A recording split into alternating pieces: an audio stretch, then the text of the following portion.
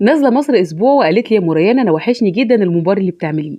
بتيجي اقول لك ازاي بنعمل الممبار المصري على اصوله. هي دي الخلطه اللي تحلي الممبار. معايا الرز، اهم حاجه يكون مغسول ومتصفي. معايا كده حوالي 2 كيلو من الرز، هحط عليهم شبت وكزبره وبقدونس، واحط كمان البصل المفروم والفلفل المفروم. اهم حاجه بقى الطماطم تكون مضروبه في الكبه نص ضربه، ولا طماطم معصوره في الخلاط ولا متسبكه. كمان حطيت معلقتين من صلصه الطماطم الجاهزه، هتديه لون حلو قوي. هحط كمان ملح، فلفل اسود، كمون وكزبره، حبهان باودر بيديله ريحه حلوه قوي. وهحط بقى زيت حوالي كوبايه كبيره، لان الزيت طبعا بيخلي الرز مفلفل جواه. وببتدي بقى اقطع الممبار مغسول كويس وعملنا تنظيفه كتير مع بعض. قطعيه بالشكل ده عشان يبقى متساوي، وخلي الدهنه لجوه. وانا بقى على قديم وما بحبش اضيف قرفه ولا اي توابل للممبار غير التوابل البسيطه بتاعتنا، هو ده الطعم الاصلي للممبار. هبتدي اسلقه، لو ممبار صغير يقعد نص ساعه، لو كبير يقعد حوالي 50 دقيقه. اهم حاجه ما تكبسيهوش رز وانتي بتحشيه، خليه مهوي. وكمان